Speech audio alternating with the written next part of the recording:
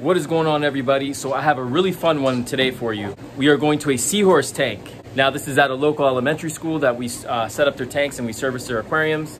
And we just added seahorses about 2 weeks ago. So I'm really excited to go there and check on them and see how they're doing. But first, before I leave the shop and we head there, I got a lot of fish to feed. So let me share some of the fish that we have here and let's feed them and make these guys happy before we head out. So first up, we have some green spotted puffers, one of my favorite fish in the hobby. I love these guys. And I just finished deworming them because these guys are just always riddled with some type of parasite. But they are voracious and they are hungry. And you can see right now they are swarming. They know I'm here. They know they're going to get fed. So what we're gonna do is feed them some of these delicious bloodworms, and they are frozen. Pop 2 cubes in, make sure there's plenty for everybody. And they're just like little piranhas. Look at them go. They are beautiful. Now we are transitioning these guys to full salt. Right now their water is brackish, so I think it's about 12 parts per thousand, I believe. But we'll slowly be getting that to 35 parts per thousand. These guys, as they get bigger, do really well in more salty water. I know that they're sold at most pet stores as fresh, but they definitely are not fresh. They do better with saltier water. But look how active and good these guys are doing. They're just munching, and they love these bloodworms. It's gotta be their favorite. All right, what else do I wanna feed? Oh, let's feed these guys. These guys are really cool, check this out. Curious wormfish. Now I've had these guys in past videos. It is just such a cool little fish for a nano aquarium. I love the bright orange on them. They're out pretty much. They're pretty active, I'd say. We're gonna go ahead and feed these guys some brine shrimp today. So let me get that ready. There you go, buddy. These guys, most of our fish, we try to feed live brine. They love it. There goes the buddy, just came out. There's 3 of them in this tank, and honestly, I think I'm gonna grab these 3 and put them in my 20-gallon at home. I just think that these guys are so cool. They've been here for a while now. They've been here for well over a month, I'd say. So I think these guys are just gonna go home with me. What do you guys think? Should I keep them? Now, one of the more beautiful fish in the reef hobby are the Mandarin dragonets, and I just fed some live brine for him here. You can tell it's a boy because he's got that long fin there. Just fed him some live brine and he is happy as can be. Look at him going after it. They're a very deliberate eater. They love pods, they like mysis shrimp. They do better on live foods, but if you train them enough, you can get them to go on frozen food. It just takes a bit. Oh, you see, you just grabbed the brine shrimp right there. Absolutely beautiful fish in a saltwater aquarium. This, to me, is an expert level fish. Do not get the Mandarin dragonet if you are not prepared to put in the work to get them to eat. We have another one over here too. Look at that. Just look at the color on these things. Such a pretty fish. And I just love that fluttering, almost like a hummingbird, just fluttering around the aquarium. When it comes to saltwater fish, this is what it's all about. There's not many fish in the hobby that have these types of markings, that are this pretty, that are this vivid, and just cool looking. Speaking of cool looking fish, here is a Ventralis anthias. He already knows the deal. He knows he's gonna get fed, so he's up front. But look at that bright pink and that electric yellow. Go ahead and feed him some brine shrimp. See what happens. Boom, going after it. So that one's doing really good. Oh, love this fish. Now I would like to take this one home too, but nah, it's a little too expensive for me. And then in this tank, I don't know if you guys can see it, but that's the gem tang. And where's the hawkfish? And the hawkfish right here, these 2 are Paul Gafaro's fish. They're just in, they got about another week on their quarantine. So Paul should be picking these fish up relatively quick. They've done really, really well in the quarantine. It was scary there for a bit. For those of you who haven't watched the video or don't know, Paul Gafaro's fish got sick. We grabbed them, we picked them up, we brought them to our shop, and we QT'd them and we medicated them. And they're doing much better now. So let's feed them some live brine. And hopefully, yep, they're going at it. We've had his fish for, I think, going on like over 3 months now. So These guys got about another week and then they're good to go. He'll be picking up relatively soon. Look at this big snowflake eel. Now I would feed him. I've been trying to feed him clams, but he's been stubborn. I think we're gonna have to try shrimp on him. It's a bit frustrating. He's definitely a picky eater, but man, that's a beautiful eel. Anybody looking for an eel? We've been trying to get rid of this guy for a while now. Just haven't found him the right home. Oh, check this out. We got a baby yellow tang here. This is an aquacultured yellow tang, which means it was bred in captivity, which is really, really cool. And I'm hoping they can figure out how to aquaculture more fish like this in the future. And we're feeding them mysis shrimp today, and yellow tang is eating great. We put a little weight on him. We got some sleeper gobies in there and the damselfish also. Slightly different style of puffer fish. We have the sharp-nosed puffer or the Valentini puffer right here. I'm a huge fan of puffer fish of all types. So let's get him some shrimp.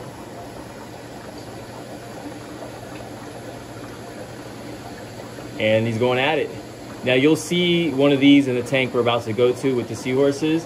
Just a different variation of these. This is more of the Pacific sharp-nosed puffer. The one that we're gonna be seeing today is gonna be more of the Caribbean species. Speaking of which, I'm gonna pack up now, head to the school. I'm really excited to see how those seahorses are doing and check out some of the other cool fish that they have. All right, see you there. And we're here. This is a 180-gallon acrylic aquarium. And right off the bat, there's our seahorse. How awesome is he? It's good to see him out swimming, probably looking for food and exploring his new tank. We got some really cool algae in here that they can grip onto. Plenty of little places for them to kind of latch onto and hide and feel secure. And let's look for the other one. There's a total of 4 of them in here. But you can see the substrate. We got some broken oyster shells, and here's the other one of the other seahorses. He's on is that an oyster or something? So he's hanging out here on one of the shells. And this tank is made to look very natural looking. This isn't like your typical reef tank with all the fancy corals and all that stuff. We're trying to replicate a natural environment the best we can. This tank is purely for educational purposes. That's why you see we have a little sailfin blenny right there hiding in that little oyster shell. This tank is made to look as natural as possible. And we got a couple sand sifters back there in the corner. They're hard to kind of see because they blend in with the sand so perfectly. We'll see a lot of these out here in our oceans in Florida here off the coast. But the seahorses look great. They look amazing. They're active. From what I've been told by the teachers, they've been eating really, really well. We have the teachers feed them frozen several times a day because seahorses do need to eat a lot. Now the water looks a little bit blurry. That's because I just messed with the filtration. Sorry about that. Kicked up some particles into the water. But this is our rock here, and it's got those natural oyster shells on there. Just really trying to replicate an environment that you would see off the coast of Florida the best we possibly can. We have some gorgonians back there, and then up here you have some mosquito fish that are kind of filling out the tank. And if you look closely, you can see their bellies are absolutely filled. So they'll be probably giving birth here in the next couple days, and I'm sure the kids will love to see all the little mosquito fish that are going to be floating around in this aquarium. Basically, just kind of like little molly fish. They look just like mollies, similar. And we have this whole area over here that we still are going to fill out with some seagrass. All that's going to be is seagrass. It's going to come really high, so that's going to look even more natural. But we had to wait on that for a bit. Oh, found another seahorse. They blend in so well. He's latched on there to that algae, and he's hunting for some copepods. Like I said, these guys are voracious. They love to eat. They're very active eaters. And he's latched onto that algae, kind of looking for something to eat. This tank is maturing really well. You can see there's some purple on the rock there. We're getting some good amount of coralline algae. There's also a bunch of coralline on the black overflow box right there. I'm really happy that these seahorses seem to be doing so well because a lot of people find them difficult to keep, but I think we provide them a pretty good environment here. So we got 1, 2, 3, and then there's the 4th one there. So all 4 of them are accounted for, And it's been, I think, 2 weeks since they've been in here, which means the teachers are doing an unbelievable job at feeding these seahorses. Now, one of the tricky things about this aquarium, if you look down here on the down in the filtration, that is a chiller. We need that chiller going because the water needs to stay around 74 degrees. We don't want to go any higher than that. Seahorses need colder, a bit colder water.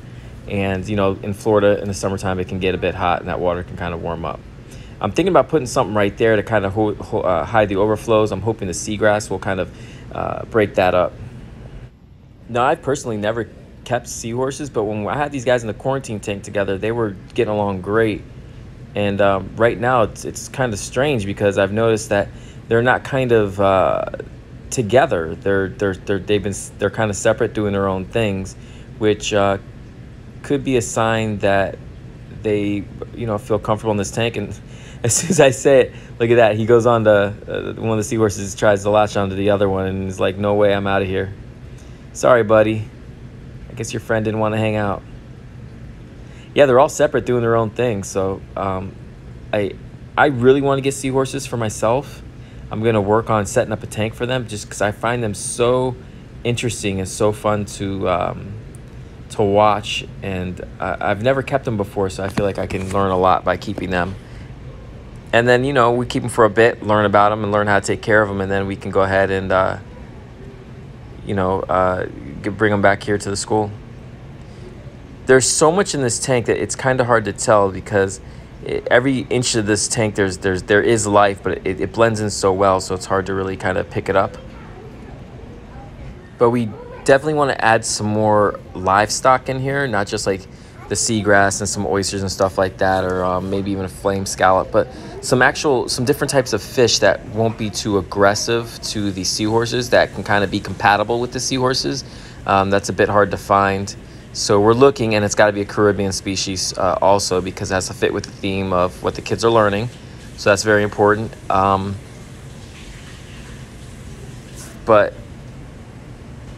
I want every inch of this tank to kind of catch your eye, and the closer you look, the more you see.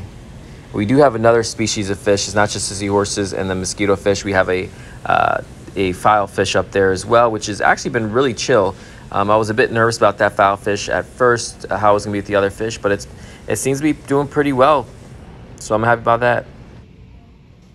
And then real quick, guys, I just wanted to show you this. This is the mangrove tank that's right next to the SeaHorse tank. We got the mangrove root coming down here, and again, it's made to look like more of a natural environment. That's something that you would see if you were to go snorkeling or scuba diving off the coast here in Florida. We have a sailfin blenny. There is also some barnacle blennies in here, but that's the puffer I was talking about, guys. That sharp-nosed puffer, that is a local species that we find here in the ocean. I find them all the time during certain parts of the year. They'll be kind of hiding in the seaweed, feeding on the little shrimp that are in the seaweed. And you pick up a seaweed and you'll find those guys all around. Really cool puffer fish. We have some masked gobies in here. We have a neon goby, and there's some gorgonians in here. And then obviously we have those barnacles in here as well. We had two flame scallops in here, but they didn't make it. And then of course that beautiful orange sponge. Definitely some room for some other things in here. But you know, we're just trying to get lists of things that we can continue to put in here that will get along. Looks like this sharp-nosed puffers found the algae, and there's a couple of anemones in here as well. I think we put a rock flower anemone and another species of anemone in here, but they haven't really taken off like I was hoping they would. I know we have a rock flower anemone around here somewhere, or some type of species of anemone. Little sand sifter darting underneath there. Oh, if you look straight back there, you can see it. It's white. Right there's a rock flower anemone right there. So it'd be cool to get a couple more of those in here. But I kind of want to keep this theme right here. Maybe add some more sponges. I want kind of more of a natural look in this tank. I don't want to go crazy with rock flower anemones. It kind of takes away from what we're trying to go for. Man, I knew we had a rural grandma in here. This thing always hides. That's kind of a bummer. But yeah, we have a rural grandma in this tank too. Beautiful fish, Caribbean again, and it adds some much needed color in this tank. Now there's some upgrades I want to do in this tank also, but that'll be coming in the future. But as far as the SeaHorse tank, back to the SeaHorse tank, I really like the progress that we've made. I think there's still some additions I want to make to it. I think we were talking about making some cool thing, adding some cool things to it. We don't want to overscape it. You don't want too much rock or too much, obstructions in the way, because then it's going to take, you still want it to be open and you want people to be able to see the fish and the seahorses. You don't want to put too much rock in there where they're not going to be able to enjoy what's in there. But I do definitely think adding some seagrass. I think the sand in the tank is mature enough to start adding some seagrass, and I think it will do a lot better now that the tank is a little more seasoned.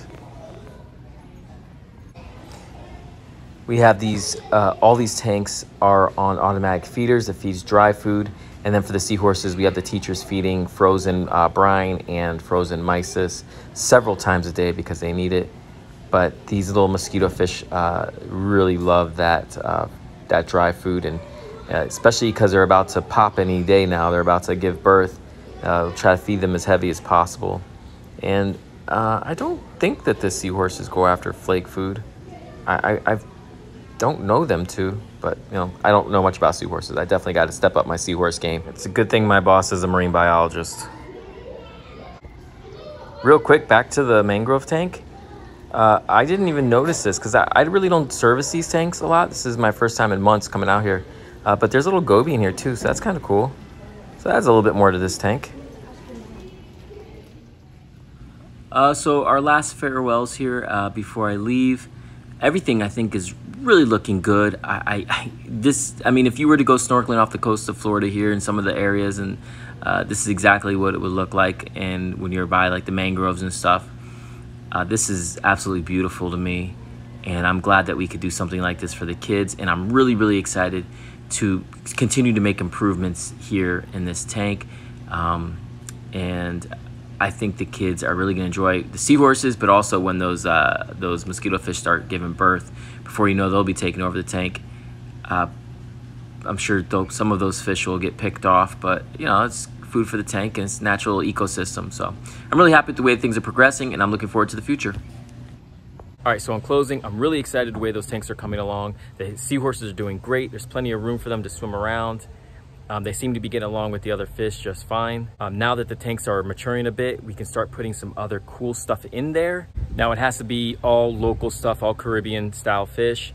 I wish we could have a Pacific tank in there because the Pacific Ocean stuff is just way more colorful and to me, I think there's a lot more going on there. But we'll use our imaginations, we'll come up with some cool stuff, and we'll fill out those tanks. And I think, in a couple months here, those tanks are really gonna come alive, and you're gonna have a lot of different diversity in the tank, which is gonna make it so cool to look at. And there's gonna be so many things to kind of, that will catch your eye throughout the whole tank. If you guys have any suggestions of what cool Caribbean things we could put in there, let me know down in the comments. Until then, thank you guys so much for watching. I gotta get to the next job. Have a good one.